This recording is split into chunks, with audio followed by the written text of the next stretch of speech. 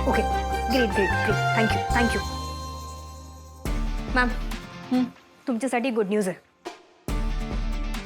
आपल्या टीमनी त्या पोतराजला शोधून काढलंय. सुपर्ब. मी टीमला सांगितलंय की त्यांना घेऊन ऑफिसला यायला. नाही नाही नाही, ऑफिस नको.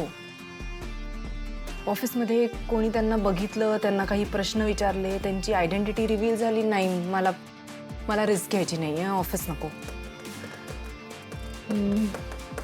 मग कुठे बोलू त्यांना? घरी बोला. Okay ma'am. ओके. हॅलो.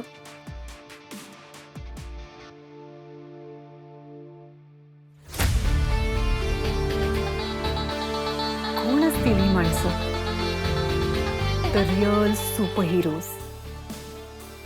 यावेळेस त्यांनी जे काही केलंय ना, त्याच्यामुळे संपूर्ण क्रिमिनल वर्ल्डमध्ये भीती निर्माण झाली आहे.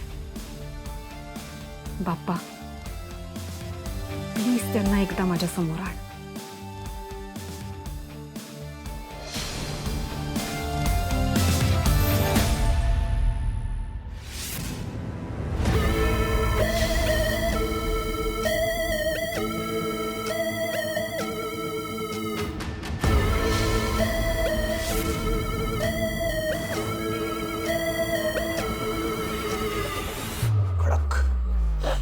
एकदम कडक माल आला यावेळेस.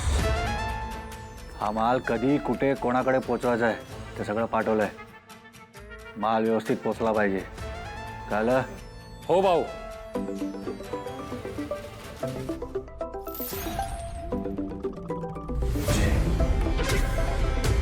मला कामाला.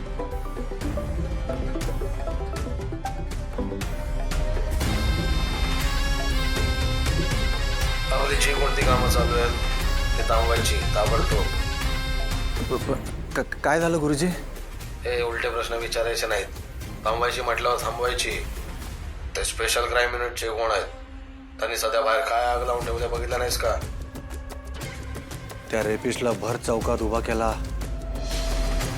फोडला त्याला. पण गुरुजी, तो तर रेपिस्ट होता. हवं तर आपण ही पोरींची धंदे थोडे दिवस बंद करू, पण माल बंद केला तर गुरुजी आपलं फार नुकसान होईल. मागच्या वेळेस तुझ्या त्या माणसावर एवढा विश्वास ठेवून माल पोचवायला पाठवलंस तेव्हा काय झालं आठवतंय ना? त्या क्राईम युनिटने माल पकडलेला. आणि काही दिवस गप्पा बसायचं, एकदम अंडरग्राऊंड. ठीक आहे गुरुजी, तुम्ही म्हणता तसं.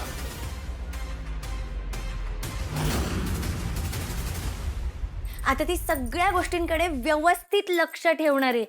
कोणी चीटिंग करत नाहीये ना, कोणी रूल्स मोडत नाहीये ना,